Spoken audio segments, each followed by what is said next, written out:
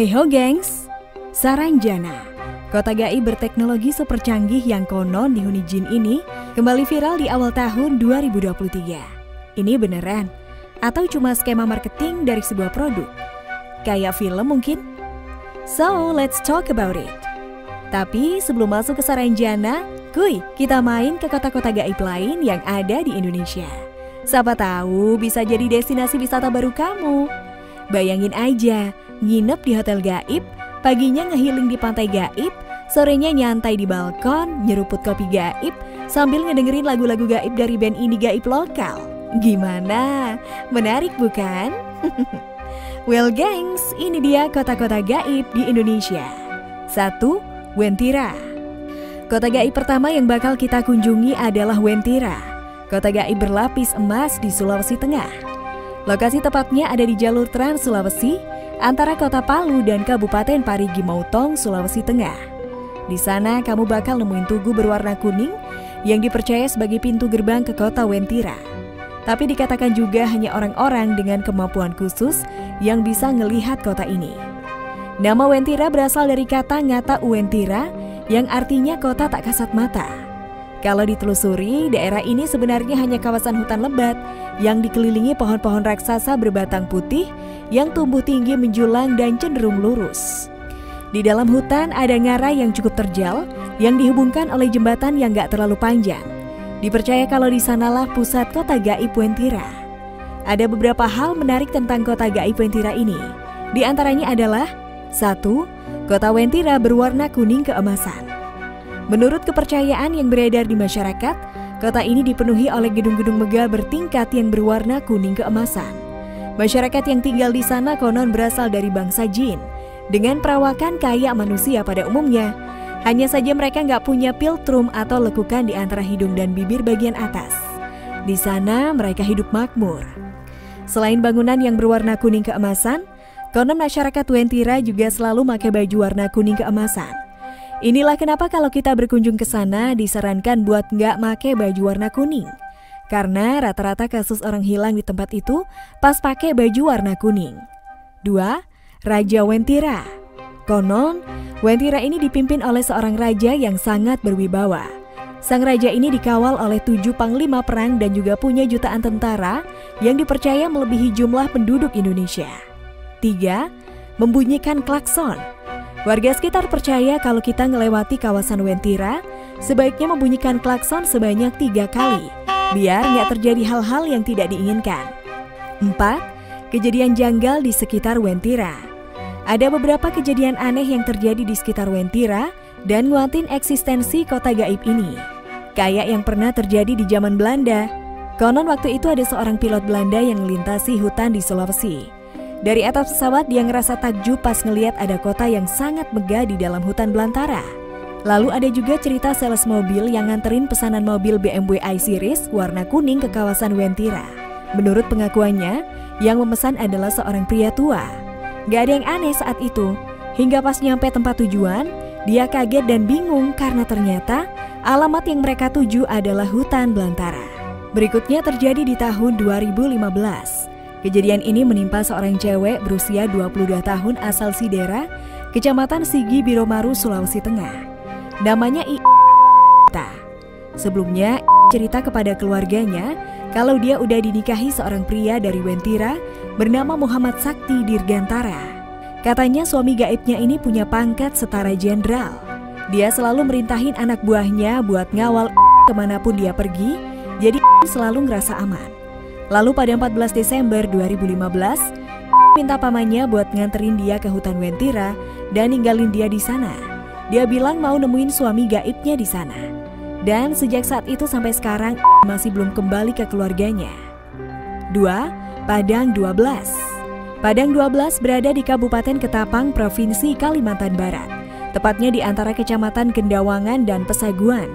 Disebut Padang 12 karena tempat ini sebenarnya hanyalah sebuah tanah kosong yang luasnya sekitar 12 km, yang dipenuhi pasir dan ditumbuhi pohon pinus dan ilalang. Sama kayak kota Wentira, konon katanya, kota gaib Padang 12 ini dikatakan peradabannya udah sangat modern. Masyarakat kota gaib ini yang disebut orang limun atau orang kebenaran juga punya ciri fisik yang mirip kayak penduduk kota Wentira. Perawakan mirip manusia, tapi tanpa piltrum atau lekukan di bawah hidung. Di kota gaib ini mereka pakai kunyit sebagai alat pembayaran. Jadi uang nggak berlaku di sini. Dipercaya setelah dibayarkan, kunyit itu bakal berubah jadi emas. Kota gaib ini hanya bisa dilihat oleh orang-orang dengan kemampuan khusus, berhati bersih dan suci. Kayak Mimin. Kalau orang yang berhati kotor dan punya niat jahat ngelintas di sana, maka bakal ngelihat pemandangan yang aneh dan nyeremin. Ada legenda yang bilang kalau dulunya Padang 12 ini sebenarnya adalah perkampungan biasa. Jadi waktu itu di masa pendudukan Jepang, tersebar kabar kalau Jepang mau nyerang kampung Padang 12. Dikatakan saat itu di sana ada seseorang yang sangat sakti. Dengan kesaktiannya, dia ngilangin atau bikin kampung itu jadi nggak bisa dilihat oleh mata orang biasa. Tapi sayangnya, orang sakti itu nggak bisa ngebalikin kampung Padang 12 kayak semula, sehingga kampung itu tetap nggak terlihat sampai sekarang. Banyak kejadian aneh yang terjadi di area Padang 12 ini, kayak beberapa orang yang ngaku kalau ngelihat ada bis yang nurunin penumpang di sana. Tapi kemudian penumpang itu ngilang gitu saja. Ada juga cerita seseorang yang nganterin nenek-nenek ke kawasan Padang 12, tapi begitu sampai, nenek-nenek itu hilang. Pas nyampe rumah, orang yang nganterin nenek-nenek itu nemuin kunyit emas tertinggal di motornya. Lalu cerita seorang bidan yang sekitar pukul 2 dini hari, rumahnya diketuk seseorang. Dan ketika dibuka, terlihat beberapa orang dan seorang ibu-ibu yang mau melahirkan. Lalu bidan itu segera ngasih tindakan. Habis semua proses persalinan selesai, keluarga ibu-ibu itu pamit pulang sambil ngasih sekantong kunyit ke bidan itu sebagai ucapan terima kasih. Keesokan paginya, bidan itu kaget ngedapetin kunyit-kunyit di dalam kantong itu udah berubah jadi emas. Sang Raja Dangdut Rhoma Irama konon katanya juga pernah ngalamin kejadian mistis di sana. Suatu hari beliau diundang buat nyanyi di Ketapang. Para fansnya bilang kalau itu adalah kali pertama Rhoma Irama nyanyi di sana. Tapi yang mengejutkan adalah Sang Raja Dangdut bilang kalau beliau udah 2 kali ke sana. Hanya saja menurut penuturan beliau, kota ini berubah. Pas pertama kali ke kota Ketapang, kota itu terlihat jauh lebih megah dari sekarang. 3. Saranjana. Kota gaib Saranjana kembali jadi perbincangan setelah dia nampakin diri dalam foto seorang wisatawan asal Makassar, Sulawesi Selatan. Di dalam foto yang diambil pada malam hari itu, terlihat background landscape perkotaan modern dengan gedung-gedung pencakar langitnya. Tapi dijelaskan oleh sang pemilik foto, kalau seharusnya di lokasi itu nggak ada kota yang semodern itu.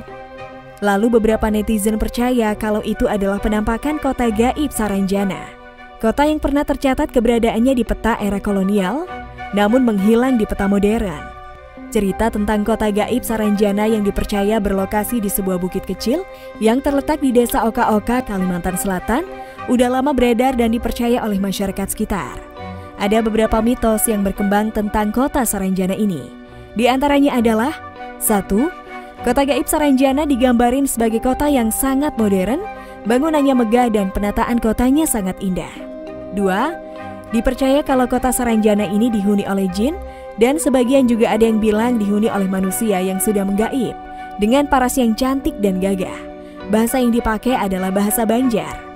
3.